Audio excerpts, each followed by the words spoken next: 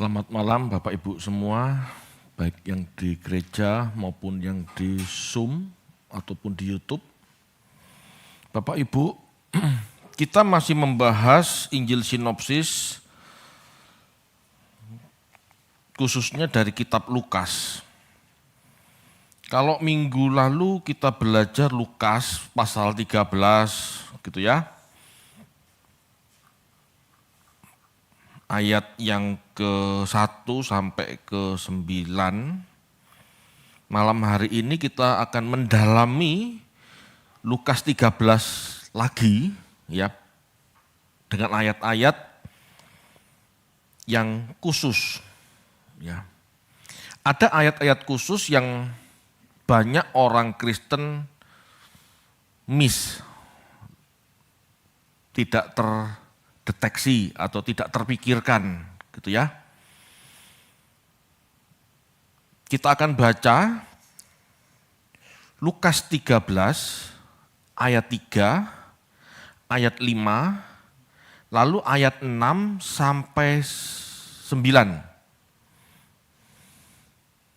Lukas 13 ayat 3, tidak kataku kepadamu, tetapi jikalau kamu tidak bertobat, kamu semua akan binasa atas cara demikian. Ayat 5, tidak kataku kepadamu, tetapi jikalau kamu tidak bertobat, kamu semua akan binasa atas cara demikian. Ayat 6, lalu Yesus mengatakan perumpamaan ini, seorang mempunyai pohon ara yang tumbuh di kebun anggurnya, dan ia datang untuk mencari buah pada pohon itu, tetapi ia tidak menemukannya. Lalu ia berkata kepada pengurus kebun anggur itu, sungguh sudah 3 tahun aku datang mencari buah pohon ara ini, dan aku tidak menemukannya. Tebanglah pohon ini, untuk apa ia hidup di tanah ini dengan percuma? Jawab orang itu, Tuhan, biarkanlah dia tumbuh tahun ini lagi, aku akan menyangkul tanah sekelilingnya dan memberi pupuk kepadanya. Mungkin tahun depan ia berbuah, jika tidak tebanglah dia. Bapak Ibu, secara umum kitab-kitab Injil, ya kitab-kitab Perjanjian Baru, khususnya kitab Injil, Matius, Markus, Yohanes gitu ya, membahas penebusan oleh Kristus sebagai cara Allah menyelamatkan manusia. Itu tidak salah. Memang Tuhan Yesus menebus kita, ya itu tidak salah. Bahkan itu sebabnya disebut kasih karunia, kemurahan, anugerah gitu ya. Tetapi jika hanya itu penebusan maksudnya, maka banyak orang Kristen pada umumnya tidak mampu merespon dengan tepat kemurahan atau kasih karunia yang telah diberikan melalui penebusan. Bapak Ibu kalau baca Perjanjian Baru, memang penebusan Kristus itu ditekankan di setiap kitab, termasuk surat-surat Paulus, bicara tentang penebusan, bicara tentang pendamaian, bicara tentang pengorbanan. Ya.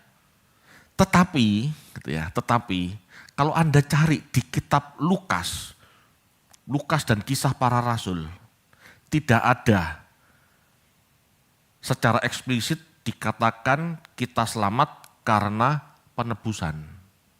Tidak ada penekanan tentang penebusan, tidak ada. Tetapi keselamatan ditekankan karena pertobatan. Beda ya. Dua hal ini berbeda meskipun saling terkait. Di kitab Lukas tidak ada ya penekanan penjelasan tentang penebusan dosa, tidak ada. Tetapi kalau orang ngertinya cuma penebusan, dan dengan penebusan saja dia selamat, maka pola pikirnya sekali selamat tetap selamat. Dan itu sekedar keyakinan tanpa disertai perbuatan, tanpa disertai hidup menguduskan diri. Hal ini membuat kekristenan semakin rusak dan tampak fatalistis. Padahal jelas sikap ini sama saja dengan menginjak-injak darah kasih karunia. Ya, di Ibrani dikatakan seperti itu. Bapak Ibu, kalau kita memperhatikan ajaran Yesus lebih mendalam dan spesifik dalam Injil Lukas, Yesus tidak mengatakan kalau kamu tidak kutebus, kamu binasa. Tidak ada kalimat itu. Tetapi Yesus mengatakan jikalau kamu tidak bertobat, jikalau kamu tidak metanoia, kamu akan binasa. Yang mana yang betul? Selamat karena bertobat atau selamat karena penebusan? Dua-duanya betul Bapak Ibu. Cuman Lukas tidak menekankan penebusan. Gitu maksudnya. Kenapa? Ya, kita akan pelajari. Ini hendak menyatakan, ya, Lukas hendak menyatakan keselamatan seseorang tergantung respon seseorang terhadap kebenaran yang diterimanya. Ya, tahu benar, ngerti benar, tapi tidak melakukan. Ya, ini berbahaya. Apalagi tidak mau mengerti kebenaran. Bertobatlah kamu, ubahlah pikiranmu. Dari pola pikir jahat menjadi pola pikir baik. Bukan sekedar berbuat baik, tetapi ubahlah pola pikir, metanoia. Gitu ya. Jadi tekanan Lukas adalah perubahan pola pikir, metanoia.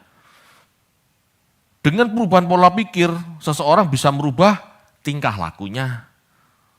Bukan sekedar tingkah laku saja. Kalau sekedar tingkah laku saja, orang Yahudi sudah. Dari mencuri tidak mencuri, orang Yahudi sudah. Tetapi belum tentu orang Yahudi itu tidak mengingini. Gitu. Sedangkan yang Tuhan ingini, bertobatlah kamu, metanoia, berubahlah pola pikirmu. Bukan hanya tidak mencuri, tetapi mulailah belajar untuk tidak mengingini harta orang lain.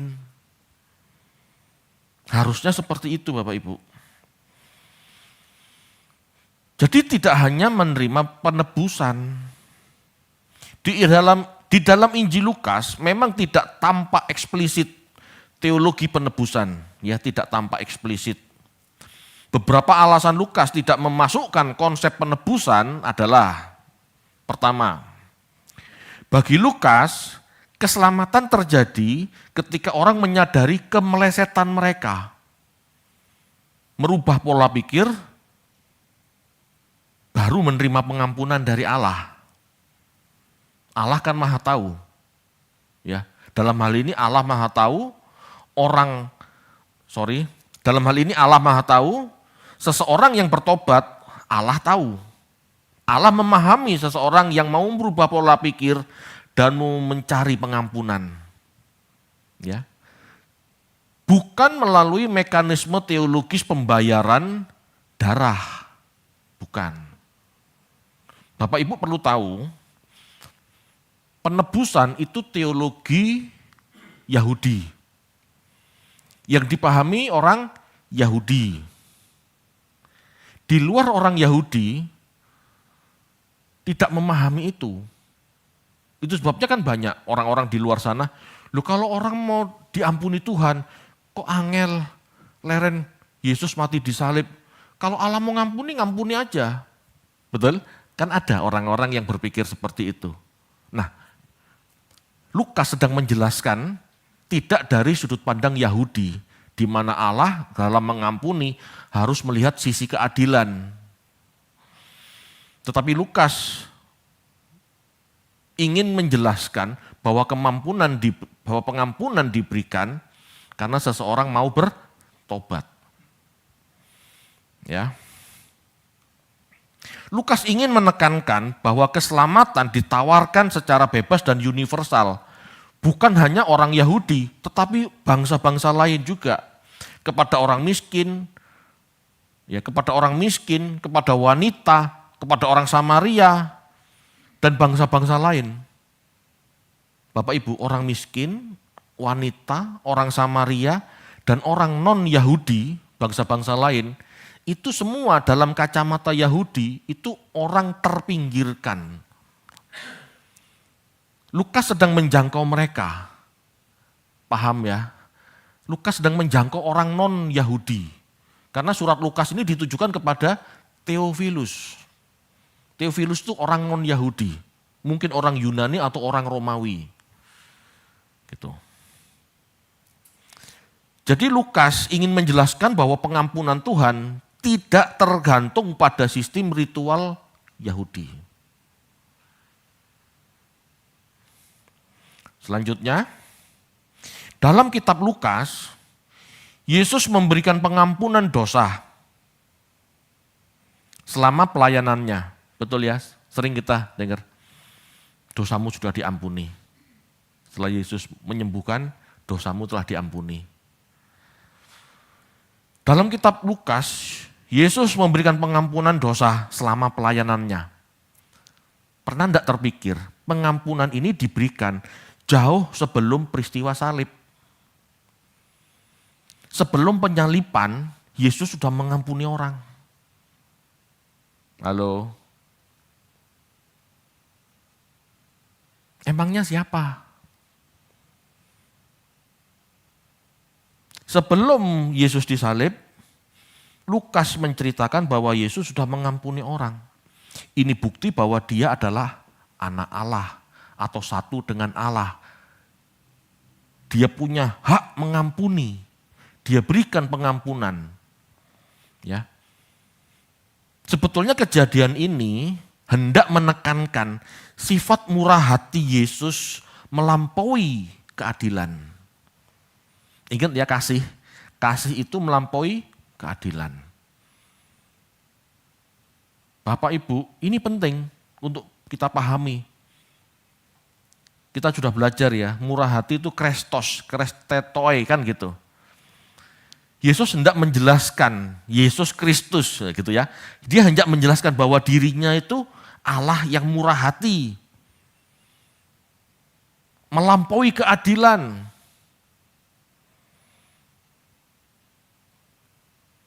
Manusia belum berdamai dengan Bapa, tapi dia sudah ngampuni. Bapa belum dipuaskan rasa keadilannya, tapi Yesus sudah mengampuni. Ini menekankan sisi, gitu ya. Ini menekankan sisi atau sifat murah hati Yesus. Harusnya enggak boleh dong kalau cuma yang dilihat sisi keadilan ya. Harusnya enggak boleh dong Yesus mengampuni sebelum peristiwa salib. Tapi dia sudah mengampuni sebelum peristiwa salib.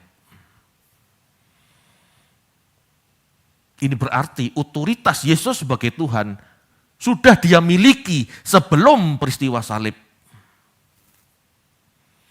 Sebelum Yesus disalib taat sampai mati, dia sudah punya otoritas Tuhan, dia sudah mengampuni. Ini menunjukkan Allah itu kasih. Allah itu adil, betul. Tetapi jauh lebih dari itu, Allah itu kasih. Karena kalau Allah cuma adil, kita ini nggak ada yang layak dapat kasih karunia. Kalau Allah itu cuma melihat sisi keadilan, kita ini binasa semua.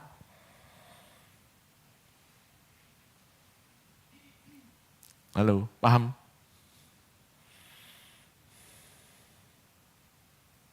Contoh kita sama anak kita. Kalau kita orang tua mau melihat sisi adil, enggak ada anak yang layak dipelihara. Karena seringkali anak itu melanggar perintah orang tua. Betul enggak? Tetapi kasih orang tua kepada anak itu melampaui keadilan. Kadang-kadang anak ini mencekno, jengkelkan kan. Tapi ya tetap dipelihara kan, tetap dikasih makan, tetap disekolahkan, tetap dirangkul. Itu kasih. Nah, Allah berharap manusia bisa meneladani ini dan mengasihi sesama, melampaui sisi keadilan. Ada orang bersalah pada kita. Kita membutuhkan sisi keadilan. Kita boleh nuntut di pengadilan. Karena dia melakukan kesalahan, merugikan kita. Boleh, tidak salah nuntut di pengadilan. Tetapi kalau itu tergantung pada kita, hendaklah kita melakukan yang baik. Kalau itu tergantung pada kita, kita yang dirugikan, kenapa kamu tidak bisa mengampuni saja? Kenapa harus masuk ke pengadilan? Enggak relakah kamu kehilangan hakmu? Tidak maukah kamu memberikan kasihmu? Kenapa harus sampai nuntut? Gitu loh. Meskipun nuntut itu juga tidak salah karena kita membutuhkan keadilan. Tetapi jauh lebih baik Allah melihat kita melakukan seperti Yesus. Besar pengampunannya. Istilah Tionghoanya, besar cincainya. Gitu loh. Jano wis. Cincai wis. Ini loh Bapak Ibu yang diinginkan Tuhan. Ini loh yang sedang diajarkan kitab Lukas.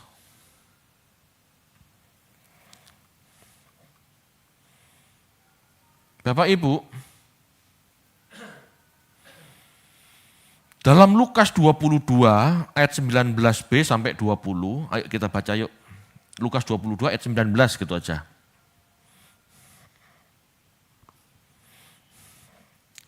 Lukas 22 ayat 19 sampai 20. Sampai 20. Lalu ia mengambil roti, mengucap syukur, memecah-mecahkannya dan memberikannya kepada mereka. Katanya, inilah tubuhku yang diserahkan bagi kamu, perbuatlah ini menjadi peringatan akan aku. Demikian juga dibuatnya dengan cawan sesudah makan. Ia berkata, cawan ini adalah perjanjian baru oleh darahku yang ditumpahkan bagi kamu. Ya, Bapak Ibu, tadi saya katakan di kitab Lukas tidak ada ayat yang eksplisit menjelaskan bahwa keselamatan diperoleh melalui penebusan. Tetapi Lukas 22 ayat 19 sampai 20 ini secara implisit tetap ada bahwa darah Yesus adalah darah perjanjian baru, bahwa darah Yesus ada harganya, bahwa darah Yesus diperlukan sebagai perjanjian yang baru. Perjanjian yang lama sudah tidak berlaku. Ya, perjanjian yang lama itu yang mana? Ya perjanjian dengan Musa. Perjanjian dengan Musa, Allah dengan Musa itu sudah tidak berlaku. Yang berlaku perjanjian baru. Kalau perjanjian dengan Musa itu hanya Allah dengan umat Israel. Itu sudah tidak berlaku.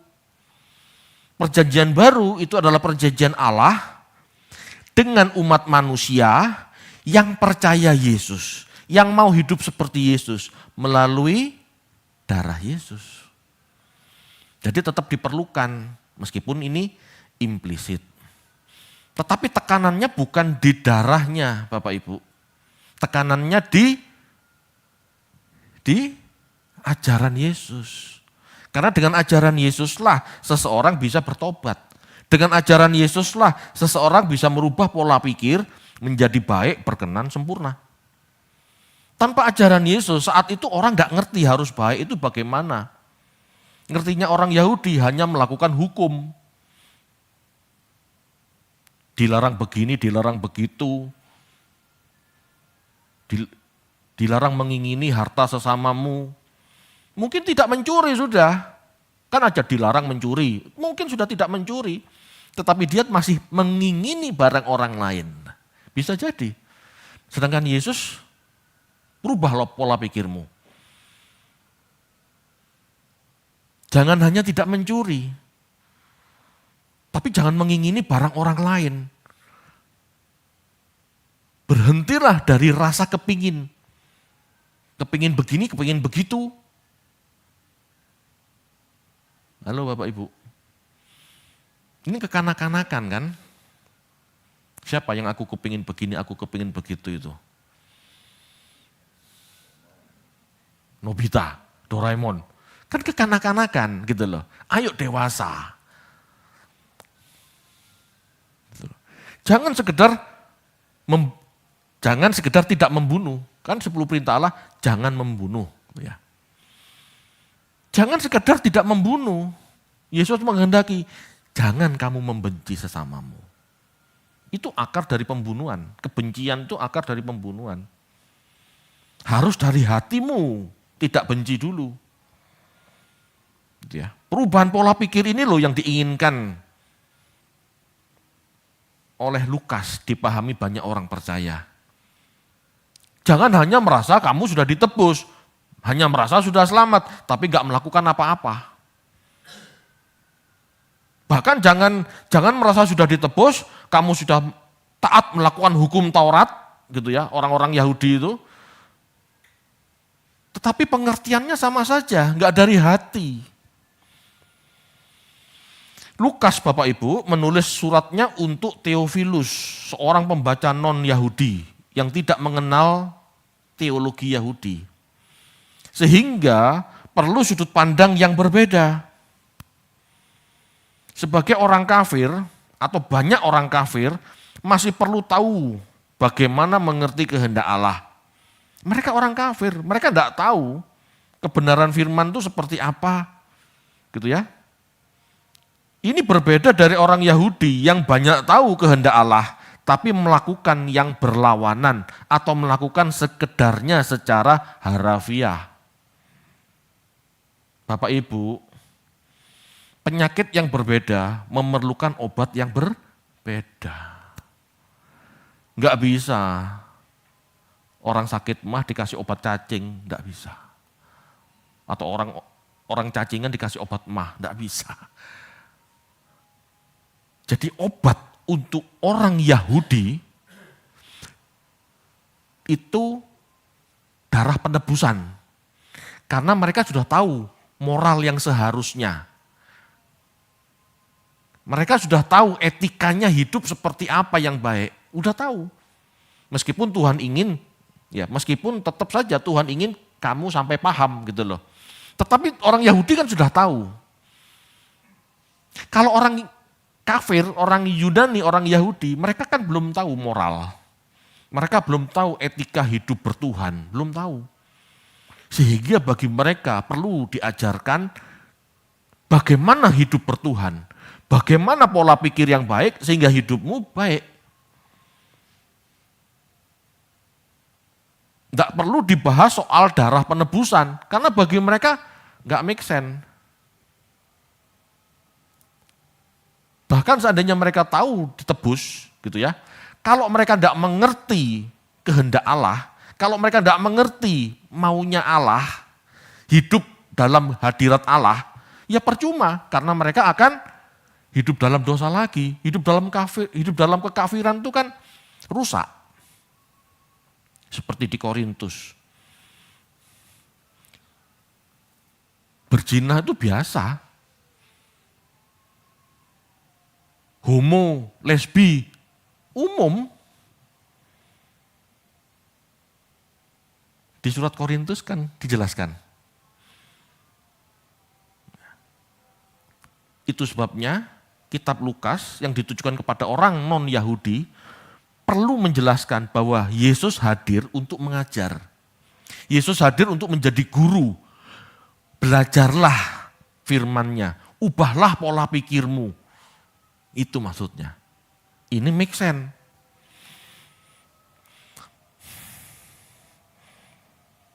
Lukas menulis suratnya untuk Theophilus, seorang pembaca non-Yahudi yang tidak mengenal teologi Yahudi. Sehingga perlu sudut pandang yang berbeda. Orang kafir masih perlu tahu banyak bagaimana mengerti kehendak Allah. Berbeda dari orang Yahudi yang tahu banyak tetapi tidak melakukan atau melakukan yang berlawanan. Bapak Ibu, orang Yahudi dengan Tauratnya mengerti hukum Allah. Tetapi melakukannya secara legal. Untuk kepentingan sendiri lagi. Hidup saleh hanya untuk diberkati, menang perang. Namun mengabaikan tujuan hukum itu diadakan, yaitu memberi kehidupan. Imamat 18 ayat 5, ayo dibaca yuk.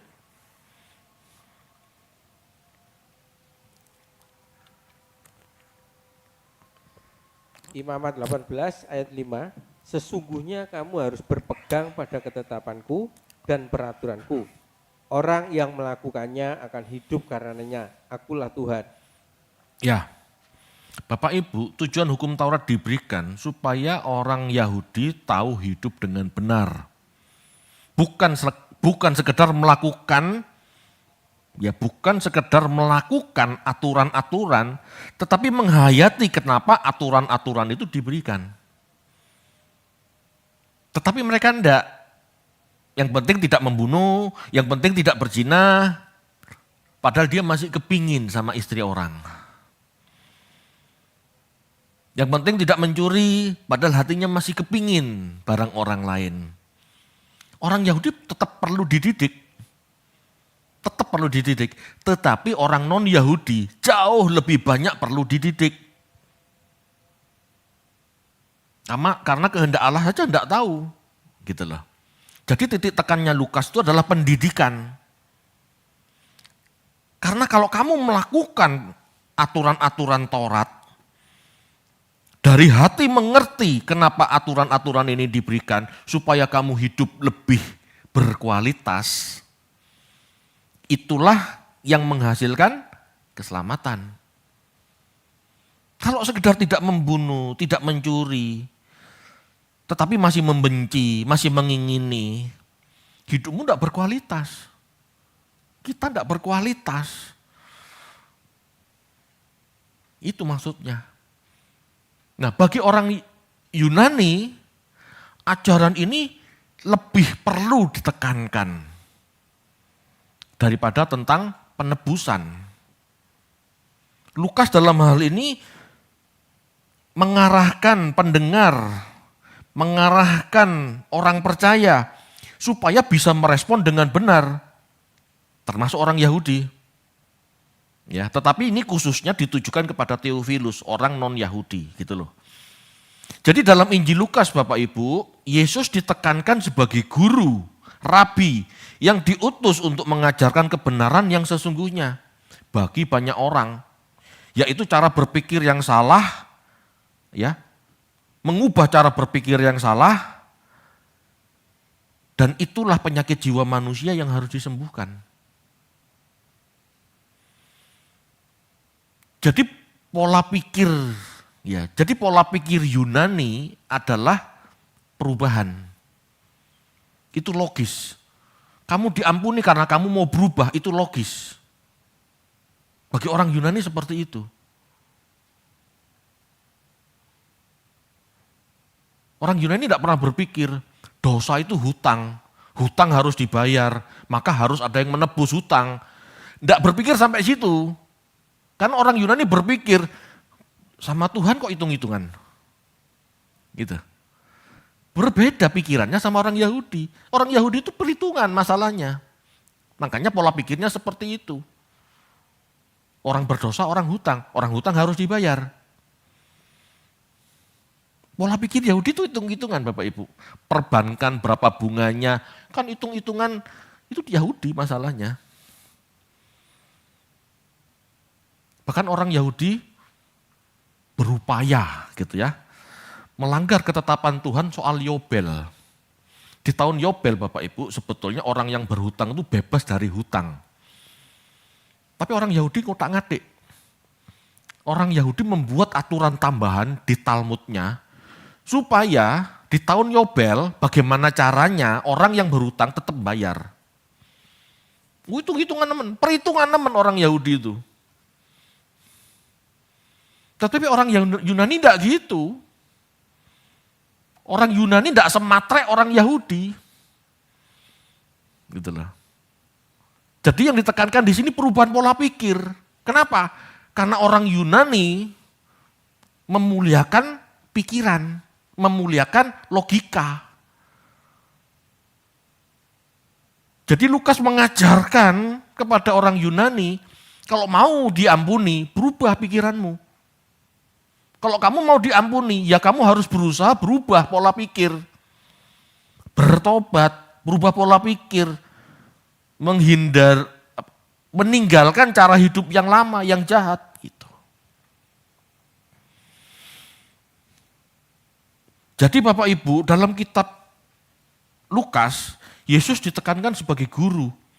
Diutus untuk mengajar, diutus untuk memberitakan kabar baik, diutus untuk bagaimana berpikir yang benar, merubah pola pikir yang salah, bagaimana sembuh dari sakit jiwanya manusia, itu. Jadi Lukas melihat Yesus itu sebagai guru yang diutus. Lukas 4 ayat 43.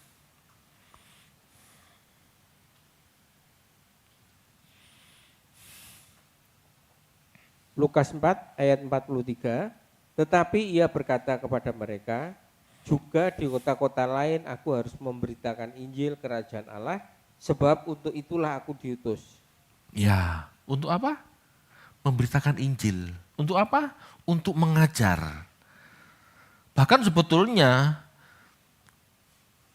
Yesus hadir ke dunia ini memang untuk memuridkan. Yesus di Matius 28 mengatakan, pergi, jadikan segala bangsa murid. Jadi kalau ada orang Kristen tidak mau belajar firman Tuhan, ini aneh. Kalau ada orang Kristen cuma kepinginnya ritual, ini aneh. Karena pesan Tuhannya jelas, muridkan. Belajarlah, merubahlah pola pikir. Bukan cuma merubah kebiasaan, merubah pola pikir. Merubah pola pikir, kebiasaan pelan-pelan akan berubah. Tapi berubah kebiasaan belum tentu pola pikirnya berubah. Belum tentu.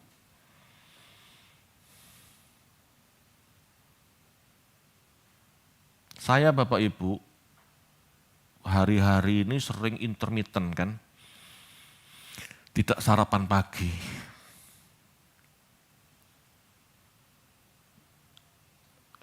Karena saya tahu bahwa intermittent itu bagus buat metabolisme tubuh saya. 6 jam setelah makan terakhir, tubuh mulai mengelola sel-sel dalam diri kita. Saya mulai mengerti ini, saya tidak sarapan. Tetapi bukan berarti orang tidak sarapan mengerti ini loh. Banyak orang tidak sarapan bukan karena mengerti ini, tetapi karena kebiasaan. Kamu tidak sarapan? Iya tidak sarapan. Kamu intermittent? Enggak. Apa itu? Lah tidak ngerti, paham ya maksudnya ya? Ya cuma karena kebiasaan tidak sarapan gitu aja. Tetapi kalau orang ngerti, orang akan merubah kebiasaannya. Tetapi orang yang terbiasa belum tentu mengerti kenapa dia terbiasa begitu. Itulah sebabnya yang ditekankan Tuhan Yesus itu apa? Mengajar, memuridkan, merubah pola pikir. Bahkan seandainya kita belum terbiasa, rubah pola pikir dulu. Kalau kita tidak berubah pola pikir dulu, sampai kapanpun nggak akan pernah berubah. Tetapi kalau kita merubah pola pikir dulu, ngerti dulu suatu saat, gitu ya. Kalau bahasa Kristen, waktunya Tuhan, iya. Kalau bahasa Kristennya kairos, dia akan berubah. Tetapi kalau nggak ngerti, dari mana dia mau berubah? Bagi Lukas yang berbicara untuk orang Yunani terbiasa berpikir logis. Ya. Tidak ada artinya seseorang memperoleh penebusan jika tidak mengubah pola pikir. Buat apa seseorang ditebus, ngerti ditebus, tapi tidak merubah pola pikir? Lah buat apa?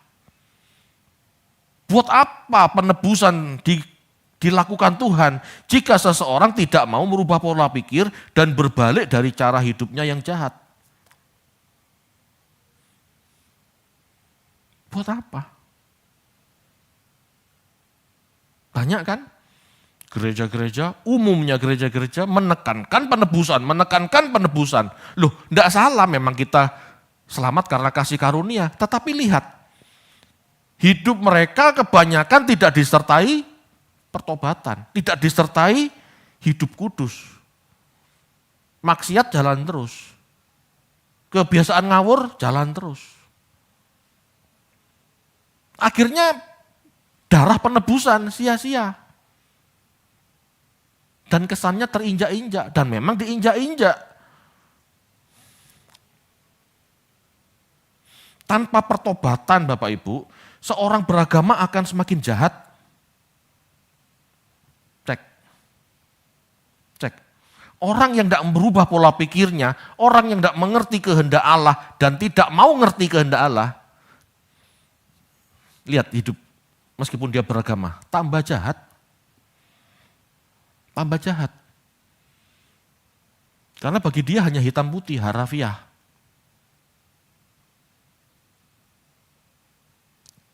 Orang beragama tanpa mengerti kebenaran firman akan tambah jahat. Contoh, orang beragama ke gereja. Tanpa mengerti kebenaran, dia akan merendahkan orang yang tidak ke gereja. Ayo ke gereja, supaya diberkati. Loh, berarti kamu berpikir kalau ke gereja, kalau tidak ke gereja tidak diberkati. Kalau ke gereja pasti diberkati. Dia akan mudah menghakimi. Ayo ke gereja, supaya selamat. Betul? Betul? Kurang tepat juga. Ke gereja itu kita belajar bagaimana hidup dalam keselamatan. Betul. Tetapi belum tentu selamat loh. Dan orang di luar sana yang gak ke gereja belum tentu tidak selamat loh. Jika dia mengerti sedikit dan berubah sedikit. Mungkin dia gak punya gereja, tapi dia mendengarkan di YouTube, mendengarkan di TV, mendengarkan di radio khotbah seseorang. Dan dia mau berubah, iya ya ajaran ini bagus, aku mau berubah. Loh, halo Bapak Ibu. Orang beragama tanpa perubahan pikiran jadinya tambah jahat. Contoh lagi, orang beragama yang jadi tambah jahat. Banyak kali saya dengar orang bicara gini, kamu belum bisa bahasa roh lo ya, kamu tidak masuk surga. Loh, kamu tidak bisa bahasa roh, kamu nggak bisa bahasa roh ya, doamu nggak didengar. Loh, kok tambah jahat? Emangnya siapa kita menentukan bahasa roh bisa didengar Tuhan apa enggak? Bahasa roh selamat apa enggak? Siapa kita? Halo? Sering kan? Kamu enggak bisa bahasa roh ya? Oh, kamu enggak connect sama Tuhan berarti. Loh, apa connect sama Tuhan? Tergantung bahasa roh. Enggak ada ayatnya seperti itu. Kalau bahasa roh aja Tuhan paham, kalau bahasa roh dalam arti bahasa yang tidak dimengerti saja Tuhan paham, apalagi orang yang tidak pakai bahasa roh, pakai bahasa Indonesia misalnya, masuk Tuhan nggak paham? Kan kebalik cara pikirnya, karena tidak punya pengertian, ngertinya cuma ritual. Ayo bahasa roh, ayo belajar yuk, lalalalala. Dia pikir dengan ngomong lalalala itu dia menggapai Tuhan. Tidak bisa. Tuhan melihat hatimu bukan mulutmu. Orang mau berubah enggak? Meskipun tidak punya bahasa roh, tidak bisa bahasa roh. Berubah enggak orang? Meskipun tidak punya bahasa roh, kalau orang itu mau berubah, Tuhan dengar. Apa artinya Tuhan? Apa artinya kita punya bahasa roh, lalalala, lili-lili, tapi tujuan kita tidak pernah bertobat. Di balik lalalili kita hanya kepingin Tuhan berkati, Tuhan dengarkan, Tuhan pulihkan. Apa artinya? Kamu bahasa roh hanya untuk menyenangkan dirimu. Sedangkan orang yang berdoa tidak pakai bahasa roh, ingin menyenangkan Tuhan. Tuhan aku mau berubah, tolong aku. Loh, kan beda. Jangan dipikir orang beragama tidak tadi tambah jahat. Bisa jadi tambah jahat kalau tidak punya pengertian.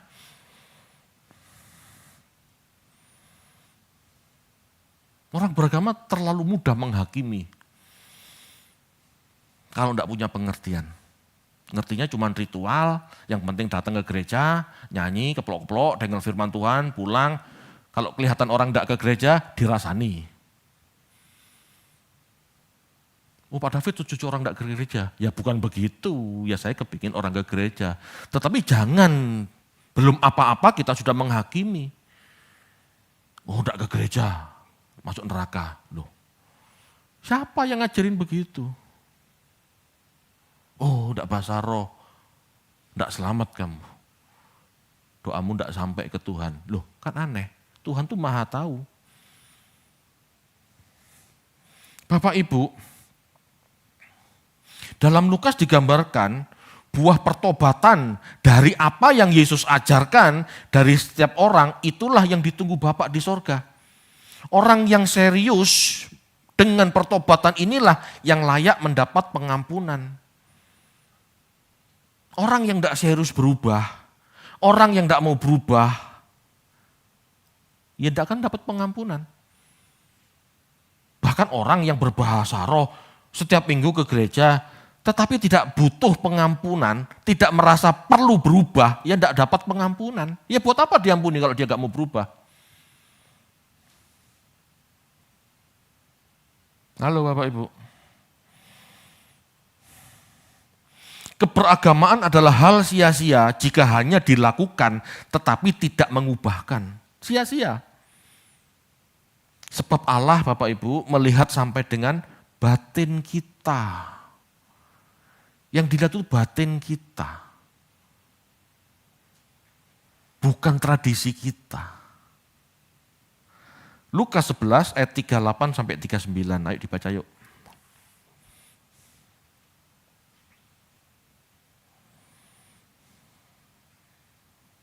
Lukas 11 ayat 38 dan 39.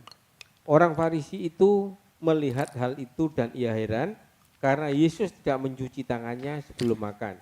Tetapi Tuhan berkata kepadanya, kamu orang-orang Farisi, kamu membersihkan bagian luar dari cawan dan pinggan, tetapi bagian dalamnya penuh rampasan dan kejahatan.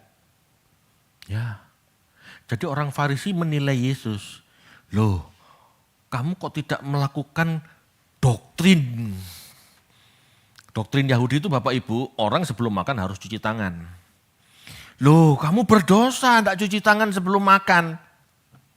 Gitu loh. Yesus jawab, yang dibersihkan itu hatinya. Kesucian itu masalah hati, bukan luar. Kesucian itu masalah hati Bapak Ibu, bukan luar. Halo.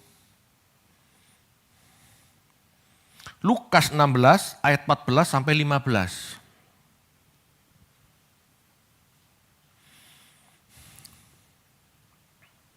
Lukas 16 ayat 14 dan 15. Semuanya itu didengar oleh orang-orang Farisi, hamba-hamba uang itu, dan mereka mencemooh dia. Lalu ia berkata kepada mereka, kamu membenarkan diri di hadapan orang, tetapi Allah mengetahui hatimu, sebab apa yang dikagumi manusia dibenci oleh Allah. Ya, orang Yahudi itu Bapak Ibu tampilannya rohani atau lebih tepatnya agamawi. Ya, seperti tokoh-tokoh agama gitu ya. Kalau ada pendeta, pastor, kiai, itu kan jubah-jubah agamawinya kan mengesankan.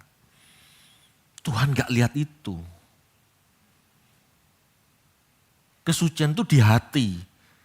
Meskipun kamu pakai jubah pastor, pendeta tidak pakai jubah ya. Meskipun seseorang pakai jubah pastor, jubah kiai, jas pendeta.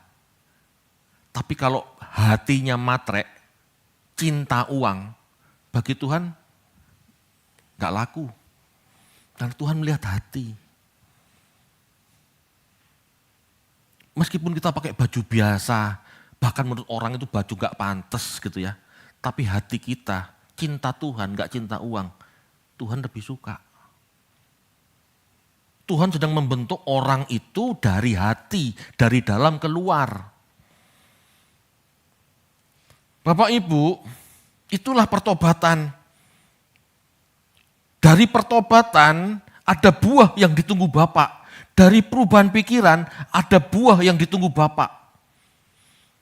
bukan sekedar perbuatan, bukan sekedar tuduh, tetapi sikap hati yang benar. Yang ditunggu Bapa adalah buah dari pengertian kita dan sadar untuk berubah dan menjadi lebih saleh, to be. Allah menghendaki kita tuh berubah, bukan sekedar beragama, bukan sekedar melakukan ritual, tapi berubah pola pikir karena pengertian. Itu sebabnya Tuhan Yesus mengatakan, orang itu harus mendengar firman, mengerti, baru berbuah. Kesalehan terbentuk dari dalam hati. Ya. Kesalehan inilah yang tidak dapat dimiliki oleh orang yang sekedar melakukan ritual. Kesalehan dapat dimiliki jika seseorang punya kesadaran yang dia dapat melalui pengajaran dan perubahan pikiran. Kalau kita mengerti apa yang dikehendaki Tuhan dan dengan sadar mau berubah, itulah buah kita. Dan buah-buah itu biasanya disebut buah roh. Kenapa disebut buah roh? Karena dari batin. Kalau dari fisik, yang penting melakukan itu bukan buah roh, itu buah daging. Dan Tuhan mengatakan, segala sesuatu yang dari daging itu sia-sia. Harus dari batin, harus dari pengertian. Itu yang berkualitas. Amin Bapak Ibu. Cukup ya.